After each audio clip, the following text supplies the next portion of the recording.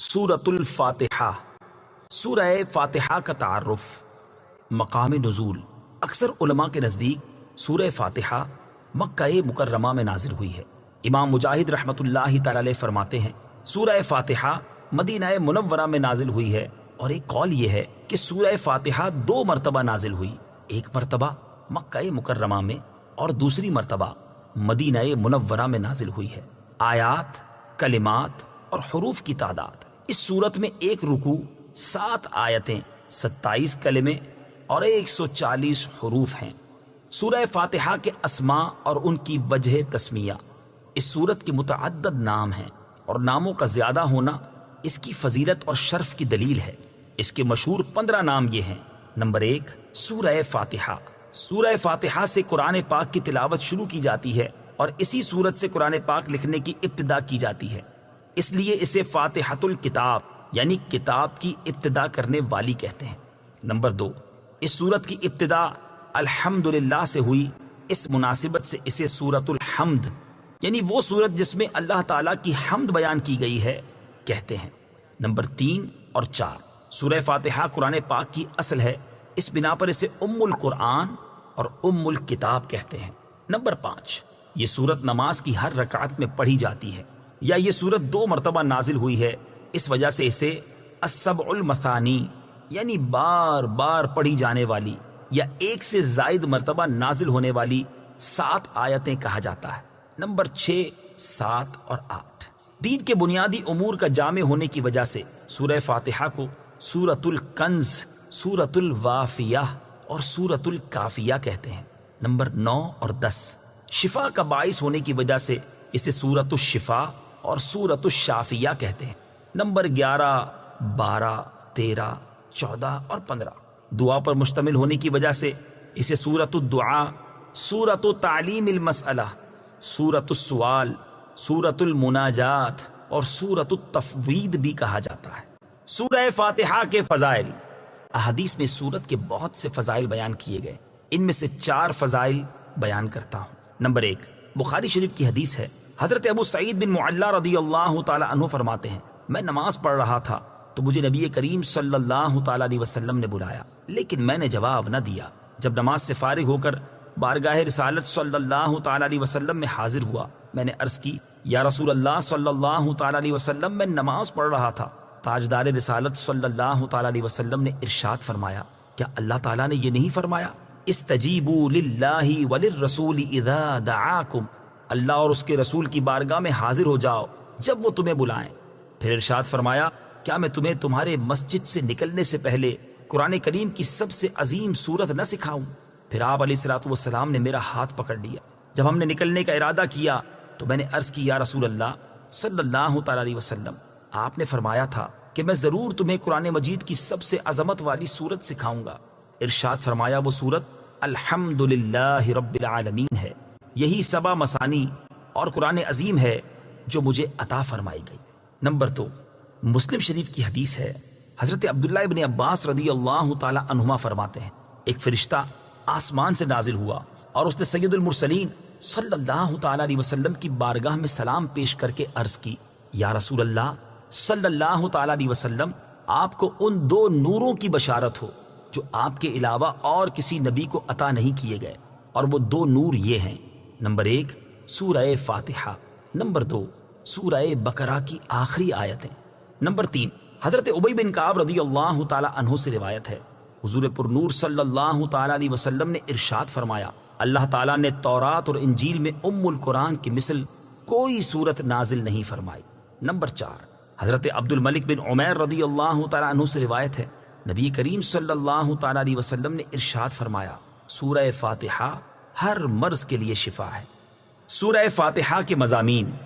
اس سورت میں یہ مضامین بیان کیے گئے ہیں، نمبر 1، اس سورت میں اللہ تعالیٰ کی حمد و ثنا کا بیان ہے۔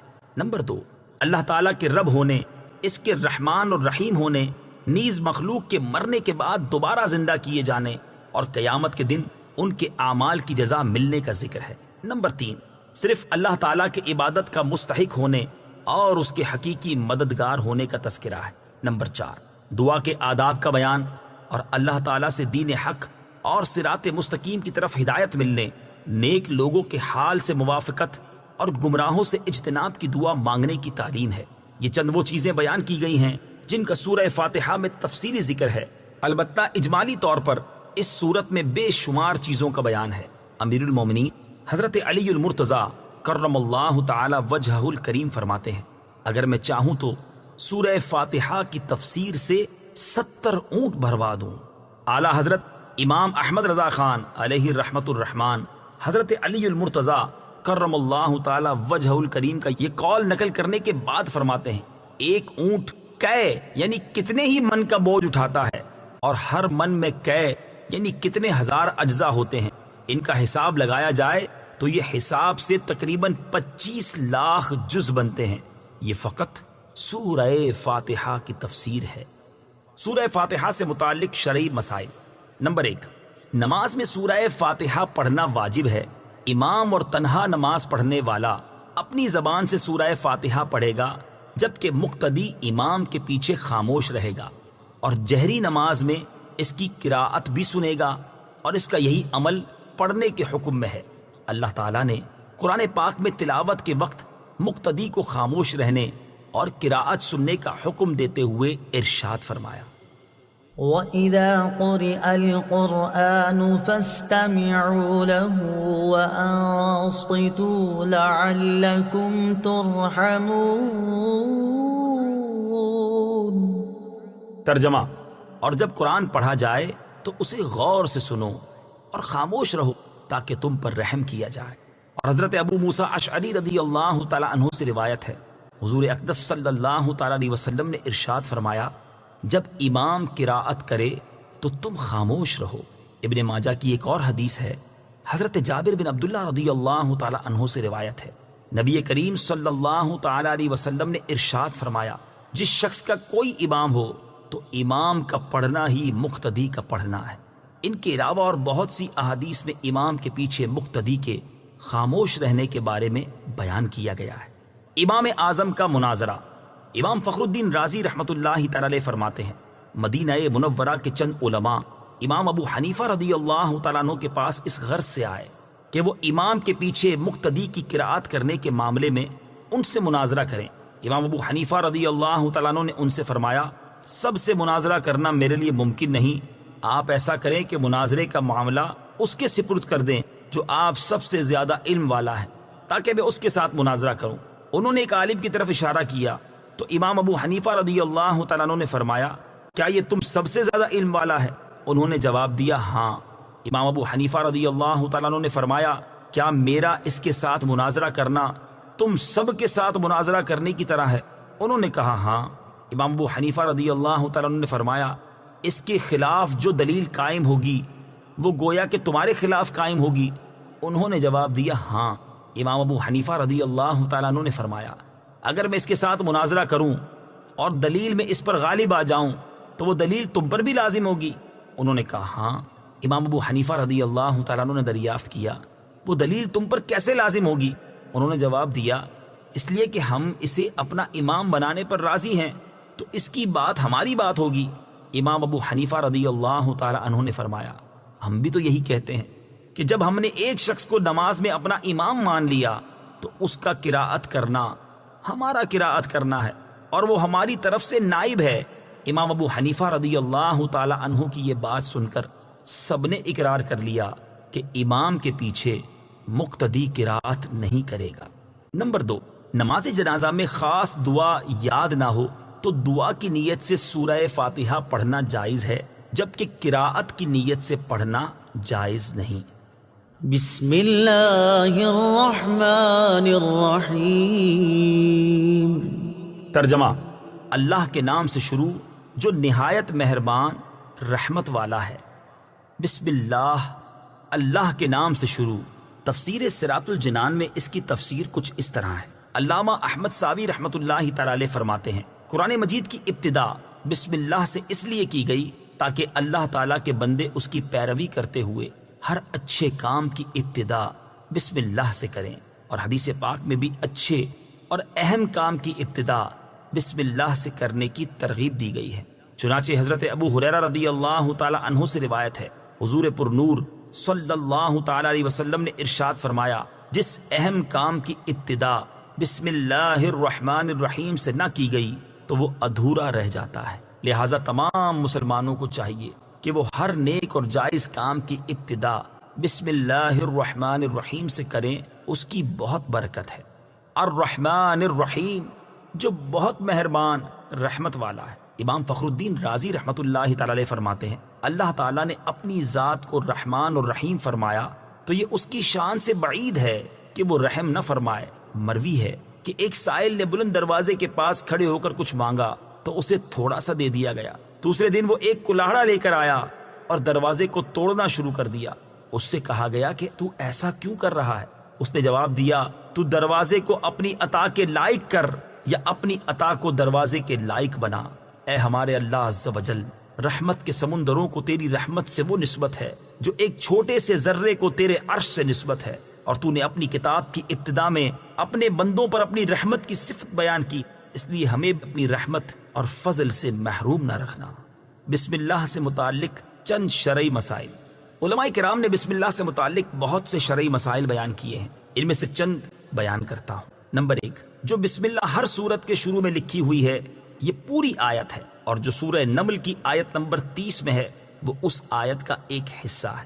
نمبر 2، بسم اللہ ہر سورت کے شروع کی آیت نہیں ہے بلکہ پورے قرآن کی ایک آیت ہے، جسے ہر سورت کے شروع میں لکھ دیا گیا تاکہ دو سورتوں کے درمیان فاصلہ ہو جائے۔ اسی لیے سورت کے اوپر امتیازی شان میں بسم اللہ لکھی جاتی ہے، آیات کی طرح ملا کر نہیں لکھتے، اور امام جہری نمازوں میں بسم اللہ آواز سے نہیں پڑھتا۔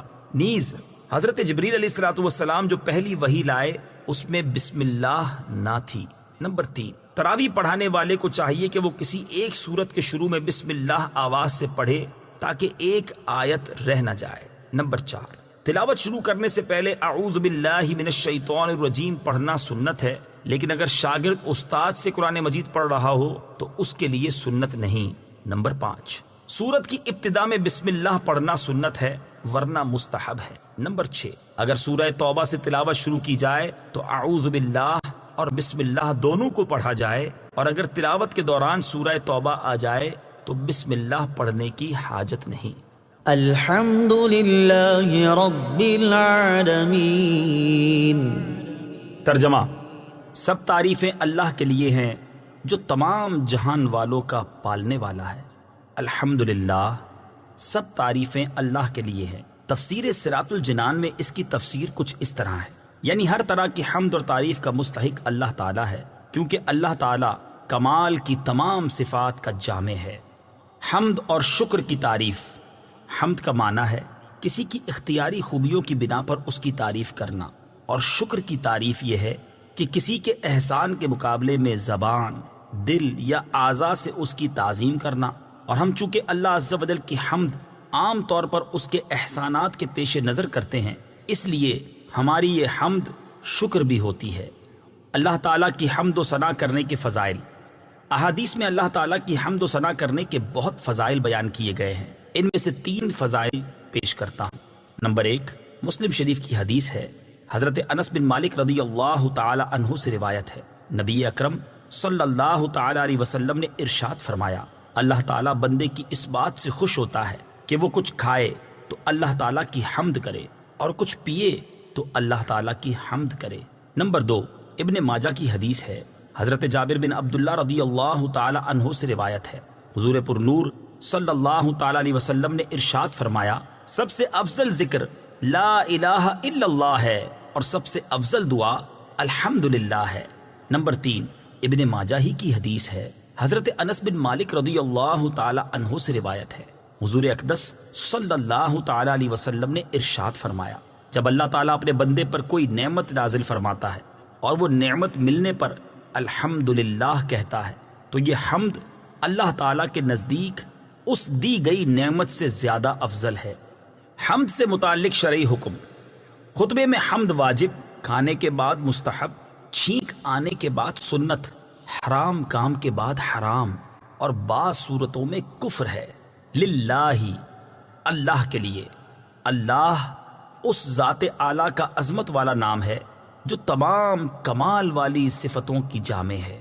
اور بعض مفسرین نے اس لفظ کے معنی بھی بیان کیے، جیسے اس کا ایک معنی ہے عبادت کا مستحق، دوسرا معنی ہے وہ ذات جس کی معرفت میں عقلیں حیران ہیں، تیسرا معنی ہے وہ ذات جس کی بارگاہ میں سکون حاصل ہوتا ہے، اور چوتھا معنی ہے وہ ذات کہ مصیبت کے وقت جس کی پناہ تلاش کی جائے۔ رب العالمین، جو سارے جہان والوں کا مالک ہے۔ تفسیر صراط الجنان میں اس کی تفسیر کچھ اس طرح ہے، لفظ رب کے کئی معنی ہیں، جیسے سید، مالک، معبود، ثابت، مصلح اور بتدریج مرتبہ کمال تک پہنچانے والا، اور اللہ تعالیٰ کے علاوہ ہر موجود چیز کو عالم کہتے ہیں، اور اس میں تمام مخلوقات داخل ہیں۔ الرحمن الرحیم، ترجمہ: بہت مہربان، رحمت والا۔ الرحمن، بہت مہربان۔ تفسیر صراط الجنان میں اس کی تفسیر کچھ اس طرح ہے، رحمان اور رحیم اللہ تعالیٰ کے دو صفاتی نام ہیں۔ رحمان کا معنی ہے نعمتیں عطا کرنے والی وہ ذات جو بہت زیادہ رحمت فرمائے، اور رحیم کا معنی ہے بہت رحمت فرمانے والا۔ یاد رہے کہ حقیقی طور پر نعمت عطا فرمانے والی ذات اللہ تعالیٰ کی ہے، کہ وہی تنہا ذات ہے جو اپنی رحمت کا بدلہ طلب نہیں فرماتی۔ ہر چھوٹی بڑی، ظاہری، باطنی، جسمانی، روحانی، دنیاوی اور اخروی نعمت اللہ تعالیٰ ہی عطا فرماتا ہے، اور دنیا میں جس شخص تک جو نعمت پہنچتی ہے وہ اللہ تعالیٰ کی رحمت ہی سے ہے، کیونکہ کسی کے دل میں رحم کا جذبہ پیدا کرنا، رحم کرنے پر قدرت دینا، نعمت کو وجود میں لانا، دوسرے کا اس نعمت سے فائدہ اٹھانا اور فائدہ اٹھانے کے لیے اعضاء کی سلامتی عطا کرنا، یہ سب اللہ تعالیٰ کی طرف سے ہی ہے۔ اللہ تعالیٰ کی وسیع رحمت دیکھ کر گناہوں پر بے باک نہیں ہونا چاہیے۔ ابو عبداللہ محمد بن احمد قرطبی رحمت اللہ تعالی علیہ فرماتے ہیں، اللہ تعالیٰ نے رب العالمین کے بعد اپنے دو اوصاف رحمان اور رحیم بیان فرمائے۔ اس کی وجہ یہ ہے کہ جب اللہ تعالیٰ نے فرمایا کہ وہ رب العالمین ہے، تو اس سے سننے اور پڑھنے والے کے دل میں اللہ تعالیٰ کی عظمت کی وجہ سے اس کا خوف پیدا ہوا، تو اس کے ساتھ ہی اللہ تعالیٰ کے دو اوصاف رحمان اور رحیم ذکر کر دیے گئے، جن کے ضمن میں اللہ تعالیٰ کی اطاعت کرنے کی ترغیب ہے۔ یوں ترغیب اور ترغیب دونوں کا بیان ہو گیا، تاکہ بندہ اللہ تعالیٰ کی اطاعت کرنے کی طرف اچھی طرح راغب ہو اور اس کی نافرمانی کرنے سے رکنے کی خوب کوشش کرے۔ قرآن مجید میں اور مقامات پر اللہ تعالیٰ کی رحمت اور اس کے عذاب دونوں کو واضح طور پر ایک ساتھ ذکر کیا گیا ہے۔ چنانچہ اللہ تعالیٰ ارشاد فرماتا ہے، نبئ عبادی انی انا الغفور الرحیم وان عذابی هو العذاب الالیم۔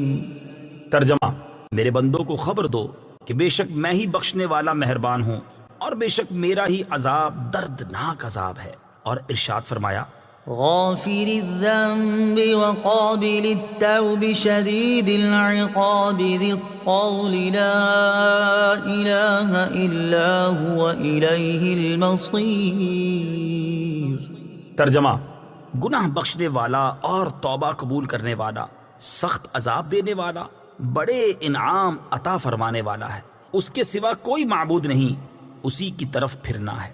نیز حضرت ابو ہریرہ رضی اللہ تعالی عنہ سے روایت ہے، رسول اللہ صلی اللہ تعالی علیہ وسلم نے ارشاد فرمایا، اگر مومن جان لیتا کہ اللہ تعالیٰ کے پاس کتنا عذاب ہے تو کوئی بھی اس کی جنت کی امید نہ رکھتا، اور اگر کافر جان لیتا کہ اللہ تعالیٰ کے پاس کتنی رحمت ہے تو اس کی جنت سے کوئی نا امید نہ ہوتا۔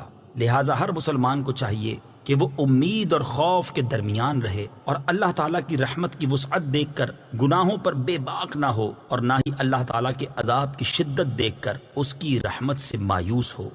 کسی کو رحمان اور رحیم کہنے کے بارے میں شرعی حکم، اللہ تعالیٰ کے علاوہ کسی اور کو رحمان کہنا جائز نہیں، جبکہ رحیم کہا جا سکتا ہے، جیسے قرآن مجید میں اللہ تعالیٰ نے اپنے حبیب صلی اللہ تعالیٰ علیہ وسلم کو بھی رحیم فرمایا ہے۔ چنانچہ ارشاد باری تعالیٰ ہے، لقد جاءكم رسول من أنفسكم عزيز عليه ما عنتم حريص عليكم بالمؤمنين رؤوف رحيم۔ ترجمہ: بے شک تمہارے پاس تم میں سے وہ عظیم رسول تشریف لے آئے جن پر تمہارا مشقت میں پڑنا بہت بھاری گزرتا ہے۔ وہ تمہاری بھلائی کے نہایت چاہنے والے مسلمانوں پر بہت مہربان رحمت فرمانے والے ہیں۔ مالک یوم الدین، ترجمہ: جزا کے دن کا مالک۔ مالک یوم الدین، جزا کے دن کا مالک۔ تفسیر صراط الجنان میں اس کی تفسیر کچھ اس طرح ہے: جزا کے دن سے مراد قیامت کا دن ہے کہ اس دن نیک اعمال کرنے والے مسلمانوں کو ثواب ملے گا اور گناہ گاروں اور کافروں کو سزا ملے گی، جبکہ مالک اسے کہتے ہیں جو اپنی ملکیت میں موجود چیزوں میں جیسے چاہے تصرف کرے۔ اللہ تعالیٰ اگرچہ دنیا اور آخرت دونوں کا مالک ہے، لیکن یہاں قیامت کے دن کو بطور خاص اس لیے ذکر کیا تاکہ اس دن کی اہمیت دل میں بیٹھے۔ نیز دنیا کے مقابلے میں آخرت میں اللہ تعالیٰ کے مالک ہونے کا ظہور زیادہ ہوگا، کیونکہ اس دن کسی کے پاس ظاہری سلطنت بھی نہ ہوگی جو اللہ تعالیٰ نے دنیا میں لوگوں کو عطا فرمائی تھی۔ اس لیے یہاں خاص طور پر قیامت کے دن کی ملکیت کا ذکر کیا گیا۔ ایاک نعبد و ایاک نستعین، ترجمہ: ہم تیری ہی عبادت کرتے ہیں اور تجھ ہی سے مدد چاہتے ہیں۔ ایاک نعبد و ایاک نستعین، ہم تیری ہی عبادت کرتے ہیں اور تجھ ہی سے مدد چاہتے ہیں۔ تفسیر صراط الجنان میں اس کی تفسیر کچھ اس طرح ہے: اس سے پہلی آیات میں بیان ہوا کہ ہر طرح کی حمد و ثنا کا حقیقی مستحق اللہ تعالیٰ ہے، جو کہ سب جہانوں کا پالنے والا، بہت مہربان اور رحم فرمانے والا ہے۔ اور اس آیت سے بندوں کو سکھایا جا رہا ہے کہ اللہ تعالیٰ کی بارگاہ میں اپنی بندگی کا اظہار یوں کرو کہ اے اللہ عز و جل، ہم صرف تیری ہی عبادت کرتے ہیں، کیونکہ عبادت کا مستحق صرف تو ہی ہے اور تیرے علاوہ اور کوئی اس لائق ہی نہیں کہ اس کی عبادت کی جا سکے، اور حقیقی مدد کرنے والا بھی تو ہی ہے۔ تیری اجازت و مرضی کے بغیر کوئی کسی کی کسی قسم کی ظاہری، باطنی، جسمانی، روحانی، چھوٹی بڑی کوئی مدد نہیں کر سکتا۔ عبادت اور تعظیم میں فرق۔ عبادت کا مفہوم بہت واضح ہے، سمجھنے کے لیے اتنا ہی کافی ہے کہ کسی کو عبادت کے لائق سمجھتے ہوئے اس کی کسی قسم کی تعظیم کرنا عبادت کہلاتا ہے، اور اگر عبادت کے لائق نہ سمجھیں تو وہ محض تعظیم ہوگی، عبادت نہیں کہلائے گی۔ جیسے نماز میں ہاتھ باندھ کر کھڑا ہونا عبادت ہے، لیکن یہی نماز کی طرح ہاتھ باندھ کر کھڑا ہونا استاد، پیر یا ماں باپ کے لیے ہو تو محض تعظیم ہے، عبادت نہیں۔ اور دونوں میں فرق وہی ہے جو ابھی بیان کیا گیا ہے۔ آیت ایاک نعبد سے معلوم ہونے والی اہم باتیں۔ آیت میں جمع کے صیغے ہیں، جیسے ہم تیری ہی عبادت کرتے ہیں۔ اس سے معلوم ہوا کہ نماز جماعت کے ساتھ ادا کرنی چاہیے، اور دوسروں کو بھی عبادت کرنے میں شریک کرنے کا فائدہ یہ ہے کہ گناہ گاروں کی عبادتیں اللہ تعالیٰ کی بارگاہ کے محبوب اور مقبول بندوں کی عبادتوں کے ساتھ جمع ہو کر قبولیت کا درجہ پا لیتی ہیں۔ نیز یہ بھی معلوم ہوا کہ اللہ تعالیٰ کی بارگاہ میں اپنی حاجت عرض کرنے سے پہلے اپنی بندگی کا اظہار کرنا چاہیے۔ امام عبداللہ بن احمد نصفی رحمۃ اللہ تعالی علیہ فرماتے ہیں، عبادت کو مدد طلب کرنے سے پہلے ذکر کیا گیا کیونکہ حاجت طلب کرنے سے پہلے اللہ تعالیٰ کی بارگاہ میں وسیلہ پیش کرنا قبولیت کے زیادہ قریب ہے۔ اللہ تعالیٰ کی بارگاہ میں وسیلہ پیش کرنے کی برکت۔ ہر مسلمان کو چاہیے کہ وہ اللہ تعالیٰ کی بارگاہ میں کسی کا وسیلہ پیش کر کے اپنی حاجات کے لیے دعا کیا کرے، تاکہ اس وسیلے کے صدقے دعا جلد مقبول ہو جائے۔ اور اللہ تعالیٰ کی بارگاہ میں وسیلہ پیش کرنا قرآن و حدیث سے ثابت ہے۔ چنانچہ وسیلے کے بارے میں اللہ تعالیٰ ارشاد فرماتا ہے، یا ایھا الذین آمنوا اتقوا اللہ وابتغوا الیہ الوسیلہ۔ ترجمہ: اے ایمان والو، اللہ سے ڈرو اور اس کی طرف وسیلہ ڈھونڈو۔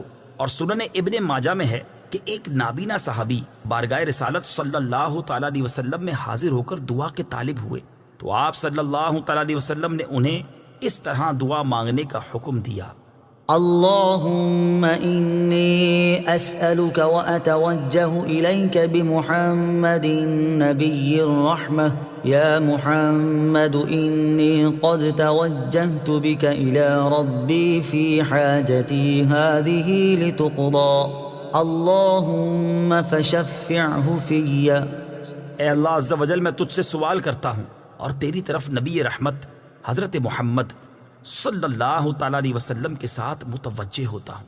اے محمد صلی اللہ تعالیٰ علیہ وسلم، میں نے آپ صلی اللہ تعالیٰ علیہ وسلم کے وسیلے سے اپنے رب عز و جل کی طرف اپنی اس حاجت میں توجہ کی تاکہ میری حاجت پوری کر دی جائے۔ اے اللہ عز و جل پس تو میرے لیے حضور صلی اللہ تعالی علیہ وسلم کی شفاعت قبول فرما۔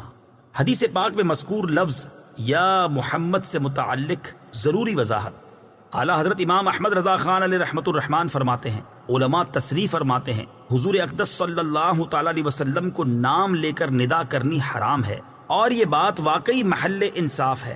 جسے اس کا مالک و مولا تبارک و تعالی نام لے کر نہ پکارے تو غلام کی کیا مجال کہ وہ راہ ادب سے تجاوز کرے۔ بلکہ امام زین الدین مراغی وغیرہ محققین نے فرمایا اگر یہ لفظ کسی دعا میں وارد ہو جو خود نبی اکرم صلی اللہ تعالی علیہ وسلم نے تعلیم فرمائی ہو، جیسے دعائے یا محمد انی توجہت بکا الی ربی، تاہم اس کی جگہ یا رسول اللہ یا نبی اللہ کہنا چاہیے۔ حالانکہ الفاظ دعا میں حتی الوسع تغییر نہیں کی جاتی۔ یہ مسئلہ مہمہ یعنی اہم ترین مسئلہ جس سے اکثر اہل زمانہ غافل ہے، واجب الحفظ ہے۔ وَإِيَّاكَ نَسْتَعِينُ، اور تجھ ہی سے مدد چاہتے ہیں۔ تفسیر صراط الجنان میں اس کی تفسیر کچھ اس طرح ہے۔ اس آیت میں بیان کیا گیا کہ مدد طلب کرنا خواہ واسطے کے ساتھ ہو یا واسطے کے بغیر ہو، ہر طرح سے اللہ تعالیٰ کے ساتھ خاص ہے، اور اللہ تعالیٰ کی ذات ہی ایسی ہے جس سے حقیقی طور پر مدد طلب کی جائے۔ اعلیٰ حضرت امام احمد رضا خان علیہ رحمۃ الرحمان فرماتے ہیں حقیقی مدد طلب کرنے سے مراد یہ ہے کہ جس سے مدد طلب کی جائے اسے بالذات قادر، مستقل مالک اور غنی بے نیاز جانا جائے کہ وہ اللہ تعالیٰ کی عطا کے بغیر خود اپنی ذات سے اس کام یعنی مدد کرنے کی قدرت رکھتا ہے۔ اللہ تعالیٰ کے علاوہ کسی اور کے بارے میں یہ عقیدہ رکھنا ہر مسلمان کے نزدیک شرک ہے، اور کوئی مسلمان اللہ تعالیٰ کے علاوہ کسی اور کے بارے میں ایسا عقیدہ نہیں رکھتا، اور اللہ تعالیٰ کے مقبول بندوں کے بارے میں مسلمان یہ عقیدہ رکھتا ہے کہ وہ اللہ تعالیٰ کی بارگاہ تک پہنچنے کے لیے واسطہ اور حاجات پوری ہونے کا وسیلہ اور ذریعہ ہیں۔ تو جس طرح حقیقی وجود کہ کسی کے پیدا کیے بغیر خود اپنی ذات سے موجود ہونا اللہ تعالیٰ کے ساتھ خاص ہے،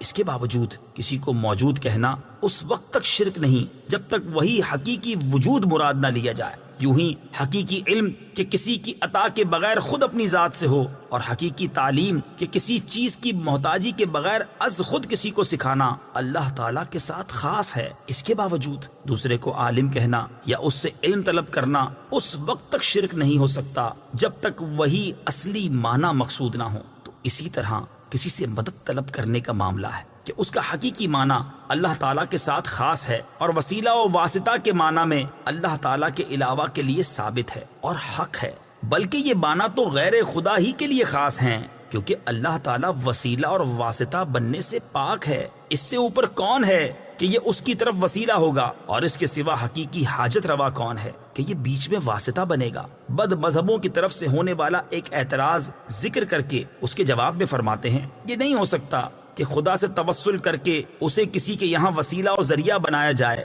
اس وسیلہ بننے کو ہم اولیاء کرام سے مانگتے ہیں کہ وہ دربار الہی میں ہمارا وسیلہ، ذریعہ اور قضائے حاجات کا واسطہ ہو جائیں۔ اس بے وقوفی کے سوال کا جواب اللہ تعالیٰ نے اس آیت کریمہ میں دیا ہے۔ وَلَوْ أَنَّهُمْ إِذ ظَلَمُوا أَنفُسَهُمْ جَاءُوكَ فَاسْتَغْفَرُوا اللَّهَ واستغفر لهم الرسول لوجدوا الله توابا رحيما۔ ترجمہ، اور جب وہ اپنی جانوں پر ظلم یعنی گناہ کر کے تیرے پاس حاضر ہوں اور اللہ سے معافی چاہیں اور معافی مانگیں ان کے لیے رسول، تو بے شک اللہ کو توبہ قبول کرنے والا مہربان پائیں گے۔ کیا اللہ تعالیٰ اپنے آپ نہیں بخش سکتا تھا؟ پھر کیوں یہ فرمایا کہ اے نبی تیرے پاس حاضر ہوں اور تو اللہ سے ان کی بخشش چاہے تو یہ دولت و نعمت پائیں؟ یہی ہمارا مطلب ہے جو قرآن کی آیت صاف فرما رہی ہے۔ زیر تفسیر آیت کریمہ کے بارے میں مزید تفصیل جاننے کے لیے فتاوی رضویہ کی 21ویں جلد میں موجود اعلیٰ حضرت امام احمد رضا خان علیہ رحمۃ الرحمان کا رسالہ برکات الامداد لأہل الاستمداد یعنی مدد طلب کرنے والوں کے لیے امداد کی برکتیں، اس کا مطالعہ فرمائیں۔ اللہ تعالیٰ کی عطا سے بندوں کا مدد کرنا اللہ تعالیٰ ہی کا مدد کرنا ہوتا ہے۔ یاد رہے کہ اللہ تعالیٰ اپنے بندوں کو دوسروں کی مدد کرنے کا اختیار دیتا ہے، اور اس اختیار کی بنا پر ان بندوں کا مدد کرنا اللہ تعالیٰ ہی کا مدد کرنا ہوتا ہے۔ جیسے غزوہ بدر میں فرشتوں نے آ کر صحابہ کرام رضی اللہ تعالیٰ عنہم کی مدد کی، لیکن اللہ تعالیٰ نے ارشاد فرمایا وَلَقَدْ نَصَرَكُمُ اللَّهُ بِبَدْرٍ وَأَنْتُمْ أَذِلَّةٌ۔ ترجمہ: اور بے شک اللہ نے بدر میں تمہاری مدد کی جب تم بالکل بے سر و سامان تھے۔ یہاں فرشتوں کی مدد کو اللہ تعالیٰ کی مدد کہا گیا۔ اس کی وجہ یہی ہے کہ فرشتوں کو مدد کرنے کا اختیار اللہ تعالیٰ کے دینے سے ہے، تو حقیقتاً یہ اللہ تعالیٰ ہی کی مدد ہوئی۔ یہی معاملہ انبیاء کرام علیہ الصلوۃ والسلام اور اولیاء اعظام رحمۃ اللہ تعالیٰ علیہم کا ہے کہ وہ اللہ عز و جل کی عطا سے مدد کرتے ہیں، اور حقیقتاً وہ مدد اللہ تعالیٰ کی ہوتی ہے۔ جیسے حضرت سلیمان علیہ نبینا علیہ الصلوۃ والسلام نے اپنے وزیر حضرت آصف بن برخیہ رضی اللہ تعالی عنہ سے تخت لانے کا فرمایا، اور انہوں نے پلک جھپکنے میں تخت حاضر کر دیا۔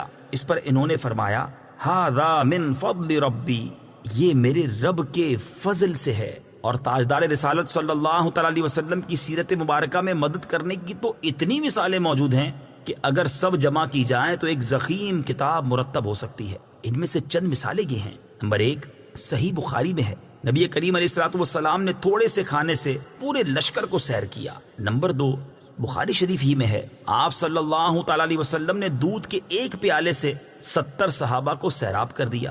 نمبر 3، یہ بھی بخاری شریف میں ہے، انگلیوں سے پانی کے چشمے جاری کر کے 1400 یا اس سے بھی زائد افراد کو سیراب کر دیا۔ نمبر 4، لعاب دہن سے بہت سے لوگوں کو شفا عطا فرمائی، اور یہ تمام مددیں چونکہ اللہ تعالیٰ کی عطا کردہ طاقت سے تھی، لہٰذا سب اللہ تعالیٰ کی ہی مددیں ہیں۔ اس بارے میں مزید تفصیل کے لیے فتاوی رضویہ کی 30ویں جلد میں موجود اعلیٰ حضرت امام اہل سنت مولانا شاہ امام احمد رضا خان علیہ رحمت الرحمان کے رسالے الامن والعلا لناعت المصطفیٰ بدافع البلا، یعنی نعت مصطفیٰ صلی اللہ تعالی علیہ وسلم بیان کرنے والوں کے لیے انعامات کا مطالعہ فرمائیے۔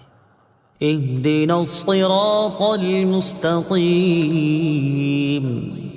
ترجمہ: ہمیں سیدھے راستے پر چلا۔ اہدنا الصراط المستقیم، ہمیں سیدھے راستے پر چلا۔ تفسیر صراط الجنان میں اس کی تفسیر کچھ اس طرح ہے، اللہ تعالیٰ کی ذات و صفات کی معرفت کے بعد اس کی عبادت اور حقیقی مددگار ہونے کا ذکر کیا گیا، اور اب یہاں سے ایک دعا سکھائی جا رہی ہے کہ بندہ یوں عرض کرے، اے اللہ عز و جل، تو نے اپنی توفیق سے ہمیں سیدھا راستہ دکھا دیا، اب ہماری اس راستے کی طرف ہدایت میں اضافہ فرما اور ہمیں اس پر ثابت قدم رکھ۔ صراط مستقیم کا معنی، صراط مستقیم سے مراد عقائد کا سیدھا راستہ ہے جس پر تمام انبیاء کرام علیہ الصلوۃ والسلام چلے، یا اس سے مراد اسلام کا سیدھا راستہ ہے جس پر صحابہ کرام رضی اللہ تعالی عنہم، بزرگان دین اور اولیاء اعظام رحمت اللہ تعالی علیہم چلے، جیسا کہ اگلی آیت میں موجود بھی ہے۔ اور یہ راستہ اہل سنت کا ہے کہ آج تک اولیاء کرام صرف اسی مسلک اہل سنت میں گزرے ہیں، اور اللہ تعالیٰ نے انہی کے راستے پر چلنے اور انہی کے ساتھ ہونے کا فرمایا ہے۔ فرمان باری تعالیٰ ہے، يا أيها الذين آمنوا اتقوا الله وكونوا مع الصادقين۔ ترجمہ: اے ایمان والو، اللہ سے ڈرو اور سچوں کے ساتھ ہو جاؤ۔ ابن ماجہ کی حدیث ہے، حضرت انس رضی اللہ تعالیٰ عنہ سے روایت ہے، سید المرسلین صلی اللہ تعالیٰ علیہ وسلم نے ارشاد فرمایا، بے شک میری امت کبھی گمراہی پر جمع نہیں ہوگی، اور جب تم لوگوں میں اختلاف دیکھو تو تم پر لازم ہے کہ سواد اعظم یعنی مسلمانوں کے بڑے گروہ کے ساتھ ہو جاؤ۔ ترمذی شریف کی حدیث ہے، حضرت عبداللہ بن عمر رضی اللہ تعالیٰ عنہما سے روایت ہے، نبی اکرم صلی اللہ تعالیٰ علیہ وسلم نے ارشاد فرمایا، بنی اسرائیل 72 فرقوں میں تقسیم ہو گئے تھے، اور میری امت 73 فرقوں میں تقسیم ہو جائے گی، ان میں سے ایک کے علاوہ سب جہنم میں جائیں گے۔ صحابہ کرام نے عرض کی، یا رسول اللہ صلی اللہ تعالی علیہ وسلم، نجات پانے والا فرقہ کون سا ہے؟ ارشاد فرمایا، وہ اس طریقے پر ہوگا جس پر میں اور میرے صحابہ ہیں۔ ہدایت حاصل کرنے کے ذرائع، یاد رہے کہ اللہ تعالیٰ نے ہدایت حاصل کرنے کے بہت سے ذرائع عطا فرمائے ہیں، ان میں سے چند یہ ہیں۔ نمبر 1، انسان کی ظاہری باطنی صلاحیتیں جنہیں استعمال کر کے وہ ہدایت حاصل کر سکتا ہے۔ نمبر 2، آسمانوں زمینوں میں اللہ تعالیٰ کی قدرت و وحدانیت پر دلالت کرنے والی نشانیاں جن میں غور و فکر کر کے انسان ہدایت پا سکتا ہے۔ نمبر 3، اللہ تعالیٰ کی نازل کردہ کتابیں، ان میں سے تورات، انجیل اور زبور قرآن پاک نازل ہونے سے پہلے لوگوں کے لیے ہدایت کا باعث تھیں، اور اب قرآن مجید لوگوں کے لیے ہدایت حاصل کرنے کا ذریعہ ہے۔ نمبر 4، اللہ تعالیٰ کے بھیجے ہوئے خاص بندے انبیاء کرام اور مرسلین اعظام علیہم الصلاۃ والسلام یہ اپنی اپنی قوموں کے لیے ہدایت حاصل کرنے کا ذریعہ تھے، اور ہمارے نبی حضرت محمد مصطفیٰ صلی اللہ تعالی علیہ وسلم قیامت تک آنے والے تمام لوگوں کے لیے ہدایت کا ذریعہ ہیں۔ آیت اہدنا الصراط المستقیم سے معلوم ہونے والے احکام۔ اس آیت سے 3 باتیں معلوم ہوئیں۔ نمبر 1، ہر مسلمان کو اللہ تعالیٰ سے سیدھے راستے پر ثابت قدمی کی دعا مانگنی چاہیے، کیونکہ سیدھا راستہ منزل مقصود تک پہنچا دیتا ہے اور ٹیڑھا راستہ مقصود تک نہیں پہنچاتا۔ اللہ تعالیٰ ارشاد فرماتا ہے کہ عقل والے اس طرح دعا مانگتے ہیں: ربنا لا تزغ قلوبنا بعد إذ هديتنا وهب لنا من لدنك رحمة إنك أنت الوهاب۔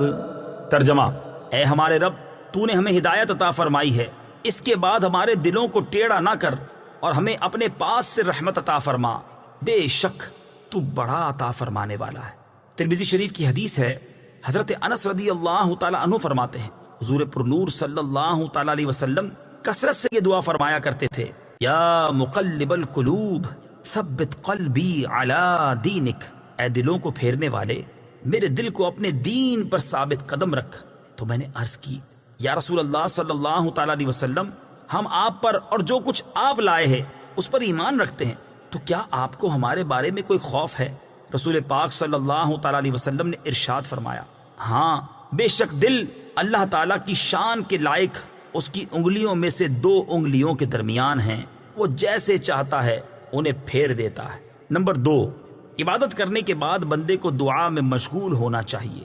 نمبر 3، صرف اپنے لیے دعا نہیں مانگنی چاہیے بلکہ سب مسلمانوں کے لیے دعا مانگنی چاہیے، کہ اس طرح دعا زیادہ قبول ہوتی ہے۔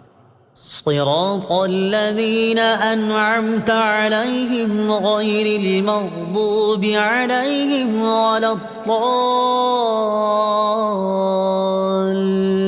الضالين۔ ترجمہ: ان لوگوں کا راستہ جن پر تو نے احسان کیا، نہ کہ ان کا راستہ جن پر غضب ہوا اور نہ بہکے ہووں کا۔ صراط الذین انعمت علیہم، ان لوگوں کا راستہ جن پر تو نے احسان کیا۔ تفسیر صراط الجنان میں اس کی تفسیر کچھ اس طرح ہے۔ یہ جملہ اس سے پہلی آیت کی تفسیر ہے کہ صراط مستقیم سے مراد ان لوگوں کا راستہ ہے جن پر اللہ تعالیٰ نے احسان و انعام فرمایا، اور جن لوگوں پر اللہ تعالیٰ نے اپنا فضل و احسان فرمایا ہے ان کے بارے میں ارشاد فرماتا ہے: ومن يطع الله والرسول فأولئك مع الذين أنعم الله عليهم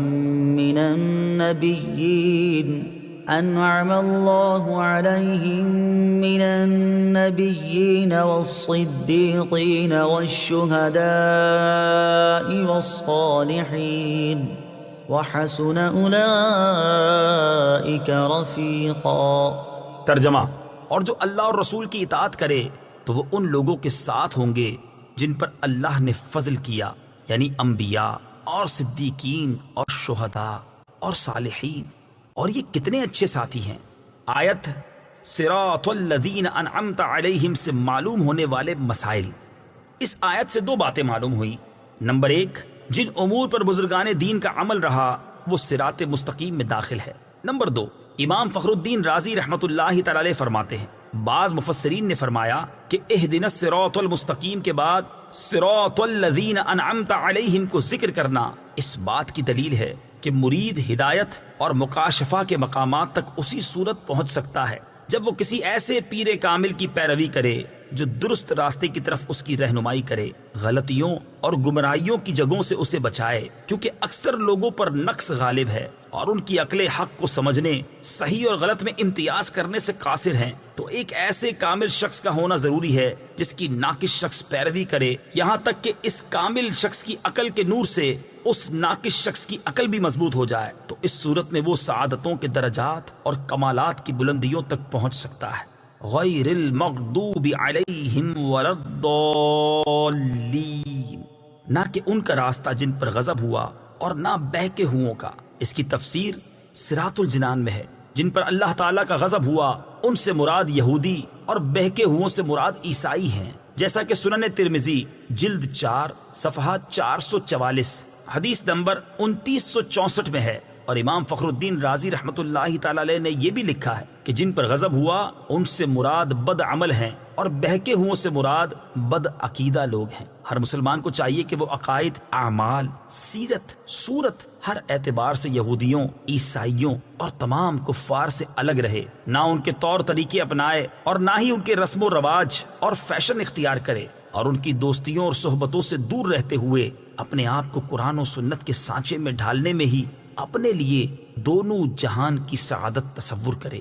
آیت وَلَضَّالِّينَ سے متعلق شرعی مسئلہ، بعض لوگ وَلَضَّالِّينَ کو وَلَضَّالِّينَ پڑھتے ہیں، ان کا ایسا کرنا حرام ہے۔ اعلیٰ حضرت امام احمد رضا خان علیہ الرحمت الرحمان فرماتے ہیں ضاد، ظا، ذال، زا سب حروف متباینہ متغائرہ یعنی ایک دوسرے سے جدا جدا حروف ہیں، ان میں سے کسی کو دوسرے سے تلاوت قرآن میں قصدن بدلنا، اس کی جگہ اسے پڑھنا، نماز میں ہو خواہ بیرون نماز، حرام قطعی و گناہ عظیم، افتراء علی اللہ و تحریف کتاب کریم ہے۔ اس مسئلے کے بارے میں دلائل کے ساتھ تفصیلی معلومات حاصل کرنے کے لیے فتاوی رضویہ کی 6 جلد میں موجود ان رسائل کا مطالعہ فرمائیں۔ نمبر 1، نعم الزاد لروم الضاد یعنی ضاد کی ادائیگی کا بہترین طریقہ۔ نمبر 2، الجام الصاد